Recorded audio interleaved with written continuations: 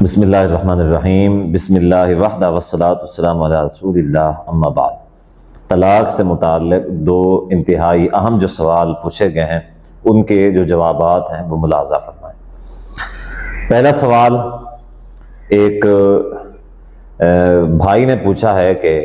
کیا نشے کی حالت میں کوئی شخص اپنی بیوی کو طلاق دیتا ہے تو کیا ایسی طلاق جو ہے وہ واقع ہو جاتی ہے یا پھر نہیں ہوتی؟ دیکھیں، اکثر و بیشتر جتنے بھی لوگ رابطہ کرتے ہیں، میں تو یہ کہتا ہوں کہ جو بھی رابطہ کرتا ہے روزانہ کی بنیاد پہ اتنے سارے لوگ طلاق کے حوالے سے رابطہ کرتے ہیں مسئلہ پوچھنے کے لیے، وہ سب یہی کہہ رہے ہوتے ہیں کہ جی میں سخت غصے میں آ گیا تھا، مجھے اس وقت کچھ پتہ نہیں چل رہا تھا، کچھ سمجھ نہیں آ رہی تھی، مجھے اپنے بارے میں کچھ نہیں پتا تھا، تو غصے میں آ کے پھر میں نے اپنی بیوی کو طلاق دے دی۔ کیا ایسے طلاق ہو گئی؟ تو دیکھیں بھائی، پہلی بات تو یہ ہے کہ طلاق جو ہے وہ کوئی بھی شخص ہے وہ غصے کی حالت میں دیتا ہے، پیار کی حالت میں کوئی طلاق نہیں دیتا۔ دوسری بات یہ ہے کہ جو حدیث میں کئی بار سنا چکا ہوں کہ نبی صلی اللہ علیہ وسلم نے فرمایا کہ جو طلاق ہے یہ مذاق کے اندر بھی اس کی حقیقت اس کو تسلیم کیا جائے گا اور حقیقت میں بھی اس کو حقیقت تسلیم کیا جائے گا، گویا کہ ہر صورت میں جو طلاق ہے وہ واقع ہو جائے گی۔ اب رہا ایسا شخص جو نشے کی حالت میں ہے، تو بندہ یہ کہے کہ جی وہ نشے کی حالت میں تھا، اس نے طلاق دے دی۔ دیکھیں، کوئی شریعت کے اندر یہ جو نشہ ہے، شریعت کے اندر جو نشہ ہے یہ حرام ہے، جیسا کہ کلو مسکر حرام، نبی اسلام نے فرمایا ہر نشہ آور جو چیز ہے وہ حرام ہے۔ تو جس شخص نے نشہ کیا ہوا ہے گویا کہ اس نے شریعت کی نافرمانی کی ہوئی ہے۔ اب اگر اس نافرمانی کے کام کے اندر اس سے اگر کوئی ایسا کام سرزد ہو گیا ہے تو وہ بھگتے،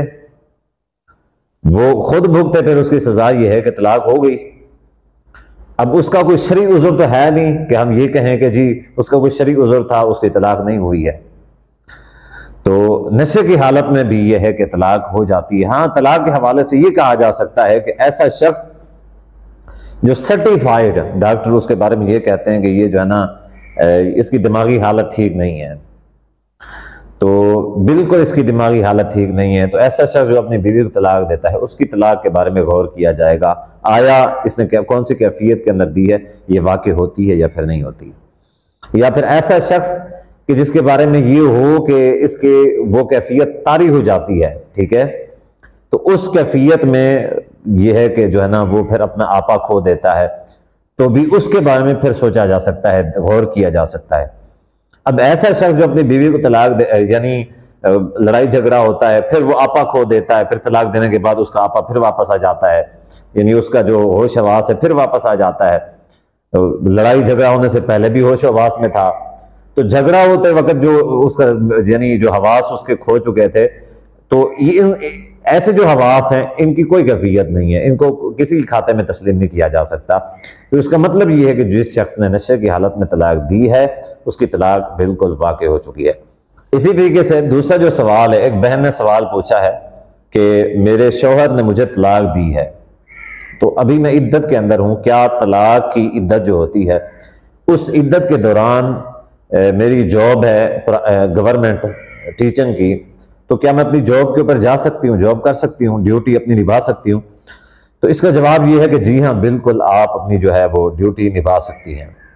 کیونکہ اس حوالے سے ایسا کچھ بھی نہیں ہوتا، یعنی یہ جو طلاق ہے یہ کوئی سوگ والی طلاق نہیں ہے، اس کی عدت جو ہے وہ 3 مہینے ہوتی ہے، یعنی 3 حیض ہوتی ہے،